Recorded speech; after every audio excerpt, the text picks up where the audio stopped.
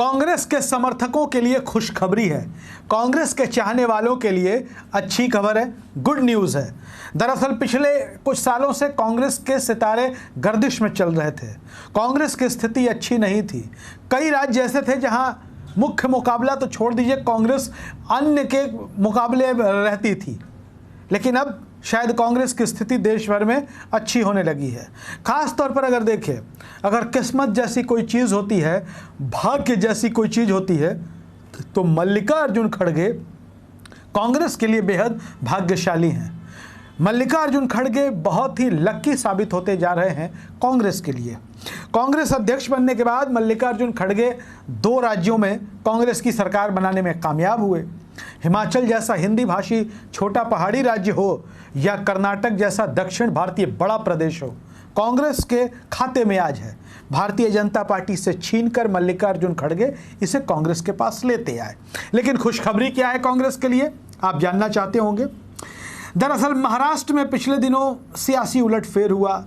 जो राजनीतिक घटनाक्रम हुआ, एनसीपी में टूट हुई, वो आपके सामने है। 1 साल पहले अगर जाएं तो शिवसेना में भी टूट हुई।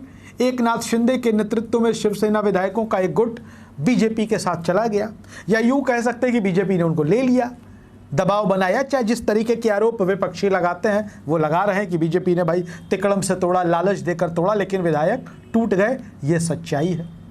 खैर, हम बात करते हैं जब महाराष्ट्र में विधानसभा के चुनाव हुए थे।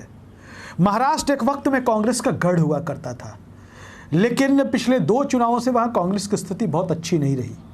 पिछली बार जब महाराष्ट्र में विधानसभा के चुनाव हुए तो कांग्रेस 4थे नंबर की पार्टी बन गई थी। लेकिन सियासत, राजनीति में कब क्या हो जाए कोई नहीं कह सकता, और हुआ वही।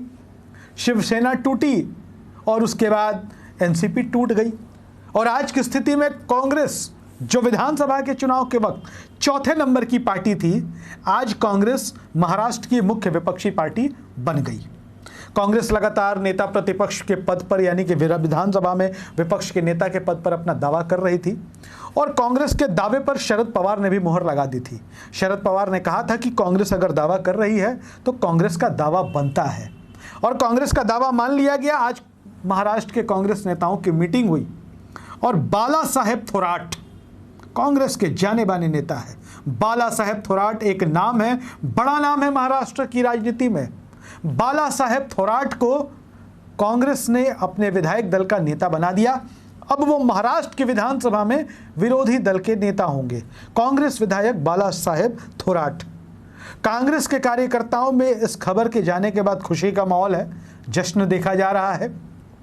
ठीक है, सरकार नहीं है कांग्रेस की महाराष्ट्र में, महाविकास आघाड़ी की भी सरकार नहीं है, लेकिन अब विपक्ष का नेता कांग्रेस का होगा बाला साहेब थोराट के रूप में। और बाला साहेब थोराट विधानसभा में, महाराष्ट्र की विधानसभा में महाविकास आघाड़ी का नेतृत्व करते हुए आपको नजर आएंगे, और सरकार को घेरते हुए नजर आएंगे। इसके साथ ही आपको बता दें कि आज कांग्रेस के बड़े नेताओं की, महाराष्ट्र के नेताओं की मीटिंग हुई महाराष्ट्र के मुद्दे पर। इस बैठक में कांग्रेस अध्यक्ष मल्लिकार्जुन खड़गे थे, राहुल गांधी थे, केसी वेणुगोपाल थे, पूर्व सीएम पृथ्वीराज चव्हाण थे, और प्रभारी के तौर पर एच के पाटिल थे, मुकुल वासनिक थे। तमाम बड़े नेता जो महाराष्ट्र की पृष्ठभूमि से आते हैं वो इसमें मौजूद थे, और इसमें तय हुआ कि बाला साहेब थोराट विपक्ष के नेता होंगे, महाविकास आघाड़ी का नेतृत्व करेंगे। लेकिन जो सबसे बड़ी बात निकल कर आई कि राहुल गांधी ने वहाँ कहा कि एनसीपी, शरद पवार जिस उम्र के जिस मोड़ पर खड़े हैं और राजनीति के जिस हालात पर मुहाने पर आकर वो खड़े हो गए हैं, शरद पवार और एनसीपी का कांग्रेस पार्टी पूरी मजबूती के साथ ताकत देगी, मजबूती के साथ अब कांग्रेस एनसीपी के साथ खड़ी रहेगी। इस बैठक में यह फैसला हुआ है। वहीं राहुल गांधी ने भी खुशी जताते हुए कहा कि महाराष्ट्र कांग्रेस का गढ़ रहा है और कांग्रेस के इस गौरव को वापस लौटाया जाएगा। लिहाजा महाराष्ट्र की राजनीति में यह नया बदलाव है। 1 साल पहले तक जो कांग्रेस एक जूनियर पार्टनर की हैसियत से महाराष्ट्र की राजनीति में महाराष्ट्र विकास आघाड़ी के साथ थी, महाविकास आघाड़ी के साथ थी, शिवसेना और एनसीपी के बाद का नंबर था। आज सरकार तो नहीं रही, लेकिन कांग्रेस आज मुख्य विपक्ष की भूमिका में आ गई, और जो यूपीए गठबंधन महाविकास आघाड़ी जो नाम दे ले, आज उसका नेतृत्व महाराष्ट्र में कांग्रेस कर रही है और ये कांग्रेस के लिए खुशी की बात है। विपक्ष में बैठना भी अपने आप में राजनीति में अगर देखें तो लोकतंत्र, सत्ता पक्ष, सरकार और विपक्ष दोनों से मिलकर बनता है और कांग्रेस के लिए महाराष्ट्र से ये अच्छी खबर है और कह सकते हैं कि कांग्रेस के लिए आपदा में ये अवसर है।